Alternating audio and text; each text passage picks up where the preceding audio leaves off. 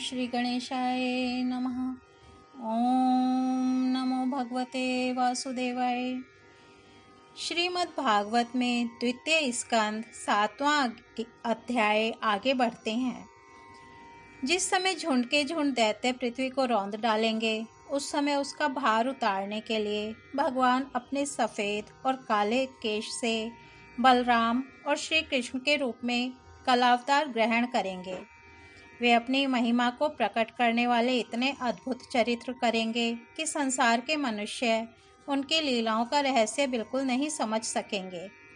बचपन में ही पूतना के प्राण हर लेना, 3 महीने की अवस्था में पैर उछालकर बड़ा भारी छकड़ा उलट देना और घुटनों के बल चलते चलते आकाश को छूने वाले यमलार्जुन वृक्षों के बीच में जाकर उन्हें उखाड़ डालना, ये सब ऐसे कर्म हैं जिन्हें भगवान के सिवा और कोई नहीं कर सकता।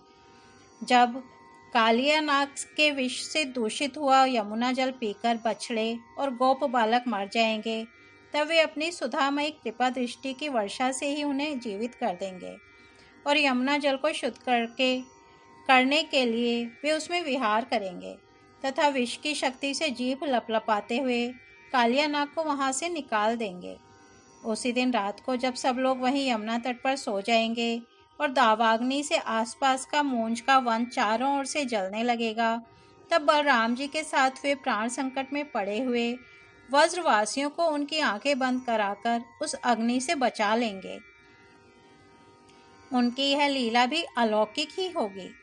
उनकी शक्ति वास्तव में अचिंत्य है। उनकी माता उन्हें बांधने के लिए जो जो रस्सी लाएंगी, वही उनके उदर में पूरी नहीं पड़ेगी, 2 अंगुल छोटी ही रह जाएगी। तथा जम्भाई लेते समय श्री कृष्ण के मुख में 14 भुवन देखकर पहले तो यशोदा भयभीत हो जाएंगी, परंतु फिर वे संभल जाएंगी।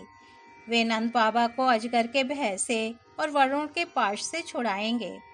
मैं दानव का पुत्र व्योमासुर जब गोप बालों को पहाड़ की गुफाओं में बंद कर देगा, तब वे उन्हें भी वहां से बचा लाएंगे। गोकुल के लोगों को, जो दिन भर तो काम धंधों में व्याकुल रहते हैं और रात को अत्यंत थककर सो जाते हैं, साधनाहीन होने पर भी वे अपने परम धाम में ले जाएंगे। निष्पाप नारद जब श्री कृष्ण की सलाह से गोप लोग इंद्र का यज्ञ बंद कर देंगे, तब इंद्र व्रज भूमि का नाश करने के लिए चारों ओर से मूसलधार वर्षा करने लगेंगे।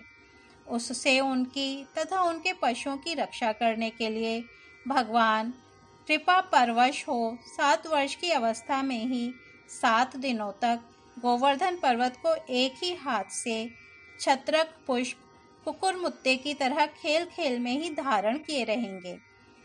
वृंदावन में विहार करते हुए रास करने की इच्छा से वे रात के समय, जब चंद्रमा की उज्जवल चांदनी चारों ओर छिटक रही होगी, अपनी बांसुरी पर मधुर संगीत की लंबी तान छेड़ेंगे। उससे प्रेम विवश होकर आई हुई गोपियों को जब कुबेर का सेवक शंखचूड़ हरण करेगा, तब वे उसका सिर उतार लेंगे।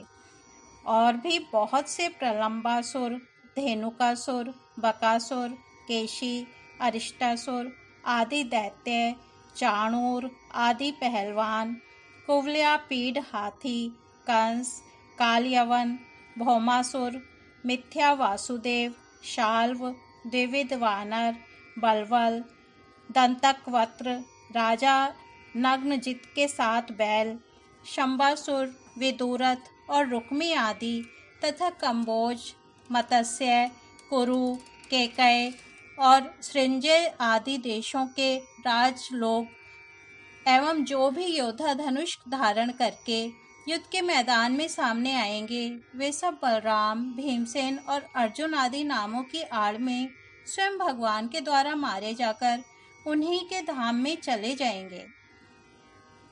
समय के फेर से लोगों की समझ कम हो जाती है, आयु भी कम होने लगती है।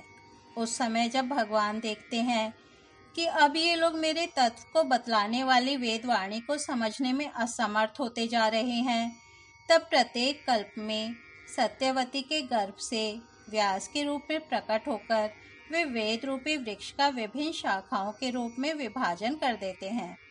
देवताओं के शत्रु दैत्य लोग भी वेद मार्ग का सहारा लेकर मय दानव के बनाए हुए अदृश्य वेग वाले नगरों में रहकर लोगों का सत्यानाश करने लगेंगे। तब भगवान लोगों की बुद्धि में मोह और अत्यंत लोभ उत्पन्न करने वाला वेश धारण करके बुद्ध के रूप में बहुत से उपधर्मों का उपदेश करेंगे। कलयुग के अंत में जब सत्पुरुषों के घर भी भगवान की कथा होने में बाधा पड़ने लगेगी, ब्राह्मण, क्षत्रिय तथा वैश्य, पाखंडी और शूद्र राजा हो जाएंगे। यहाँ तक कि कहीं भी स्वाहा, स्वधा और वषटकार की ध्वनि, देवता पितरों के यज्ञ श्राद्ध की बात तक नहीं सुनाई पड़ेगी। तब कलयुग का शासन करने के लिए भगवान कल की अवतार ग्रहण करेंगे। जब संसार की रचना का समय होता है, तब तपस्या, 9 प्रजापति, मरीचि आदि ऋषि और मेरे रूप में जब सृष्टि की रक्षा का समय होता है, तब धर्म, विष्णु, मनु, देवता और राजाओं के रूप में तथा जब सृष्टि के प्रलय का समय होता है, तब अधर्म, रुद्र तथा क्रोधवश नाम के सर्प एवं दैत्य आदि के रूप में सर्वशक्तिमान भगवान की माया विभूतियां ही प्रकट होती हैं। अपनी प्रतिभा के बल से पृथ्वी के एक एक धूलि कण को गिन चुकने पर भी जगत में ऐसा कौन पुरुष है जो भगवान की शक्तियों की गणना कर सके।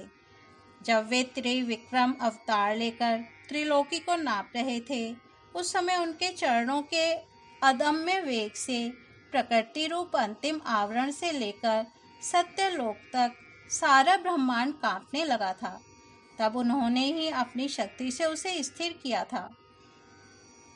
समस्त सृष्टि की रचना और संहार करने वाली माया उनकी एक शक्ति है। ऐसी ऐसी अनंत शक्तियों के आश्रय उनके स्वरूप को न मैं जानता हूँ और न वे तुम्हारे बड़े भाई सनकादि ही। फिर दूसरों का तो कहना ही क्या है। आदिदेव भगवान शेष सहस्त्र मुख से उनके गुणों का गायन करते आ रहे हैं, परंतु वे अब भी उसके अंत की कल्पना नहीं कर सके। जो निष्कपट भाव से अपना सर्वस्व और अपने आप को भी उनके चरण कमलों में निछावर कर देते हैं, उन पर वे अनंत भगवान स्वयं ही अपनी ओर से दया करते हैं और उनकी दया के पात्र उनकी दुस्तर माया का स्वरूप जानते हैं और उसके पार जा पाते हैं। वास्तव में ऐसे पुरुष ही कुत्ते और सियारों के कलेवा रूप अपने और पुत्रादि के शरीर में यह मैं हूँ और यह मेरा है ऐसा भाव नहीं करते। प्यारे नारद, परम पुरुष की उस योग माया को मैं जानता हूँ तथा तुम लोग भगवान शंकर, दैत्य कुलभूषण प्रहलाद, शत्रुपा, मनुपुत्र प्रियव्रत आदि प्राचीन बर्हिर, ऋभु और ध्रुव भी जानते हैं। इनके सिवा इक्ष्वाकु, पुरुरवा, मुचुकुंद, जनक, गाधी, रघु, अम्बरीश, सगर, गय, गयाति आदि तथा मानधाता, अलर्क, शतधन्वा, अनु, रंतिदेव, भीष्म, बलि, अमूर्तय, दिलीप, सौभरी, उत्तंक, शिबी, देवल, पिपलाद, सारस्वत, उद्धव, पराशर, भूरिसेन एवं विभीषण, हनुमान, शुकदेव, अर्जुन, अष्टिर्सेन, विदुर और श्रुतदेव आदि महात्मा भी जानते हैं। जिन्हें भगवान के प्रेमी भक्तों का सा स्वभाव बनाने की शिक्षा मिली है, वे स्त्री, शूद्र, हूण, भील और पाप के कारण पशु पक्षी आदि योनियों में रहने वाले भी भगवान की माया का रहस्य जान जाते हैं और इस संसार सागर से सदा के लिए पार हो जाते हैं। फिर जो लोग वैदिक सदाचार का पालन करते हैं, उनके संबंध में तो कहना ही क्या है। परमात्मा का वास्तविक स्वरूप एक रस, शांत, अभय एवं केवल ज्ञान स्वरूप है। न उसमें माया का मल है और ना तो उसके द्वारा रची हुई विषमताएं ही। वह सत्य और असत्य दोनों से परे है। किसी भी वैदिक या लौकिक शब्द की वहाँ तक पहुँच नहीं है। अनेक प्रकार के साधनों से संपन्न होने वाले कर्मों का फल भी वहाँ तक नहीं पहुँच सकता। और तो क्या, स्वयं माया भी उसके सामने नहीं जा पाती, लजाकर भाग खड़ी होती है। परम पुरुष भगवान का वही परम पद है। महात्मा लोग उसी का शोक रहित आनंद स्वरूप ब्रह्म के रूप में साक्षात्कार करते हैं। संयमशील पुरुष उसी में अपने मन को समाहित करके स्थित हो जाते हैं। जैसे इंद्र स्वयं मेघ रूप से विद्यमान होने के कारण जल के लिए कुआं खोदने के कुदाल नहीं रखते, वैसे ही वे भेद दूर करने वाले ज्ञान साधनों को भी छोड़ देते हैं। समस्त कर्मों के फल भी भगवान ही देते हैं, क्योंकि मनुष्य अपने स्वभाव के अनुसार जो शुभ कर्म करता है वह सभी उन्हीं की प्रेरणा से होता है। इस शरीर में रहने वाले पंचभूतों के अलग अलग हो जाने पर जब यह शरीर नष्ट हो जाता है, तब भी इसमें रहने वाला अजन्मा पुरुष आकाश के समान नष्ट नहीं होता। बेटा नारद, संकल्प से विश्व की रचना करने वाले षडैश्वर्य संपन्न श्री हरि का मैंने तुम्हारे सामने संक्षेप से वर्णन किया। जो कुछ कार्य, कारण अथवा भाव अभाव है, वह सब भगवान से भिन्न नहीं है। फिर भी भगवान तो इससे पृथक भी हैं ही। भगवान ने मुझे जो उपदेश किया था वह यही भागवत है।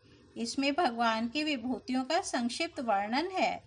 तुम इसका विस्तार करो। जिस प्रकार सबके आश्रय और सर्वस्वरूप भगवान श्री हरि में लोगों की प्रेममयी भक्ति हो, ऐसा निश्चय करके इसका वर्णन करो। जो पुरुष भगवान की अचिंत्य शक्ति माया का वर्णन या दूसरे के द्वारा किए हुए वर्णन का अनुमोदन करते हैं अथवा श्रद्धा के साथ नित्य श्रवण करते हैं, उनका चित्त माया से कभी मोहित नहीं होता। इस प्रकार श्रीमद् भागवत में द्वितीय स्कंद 7वां अध्याय समाप्त होता है।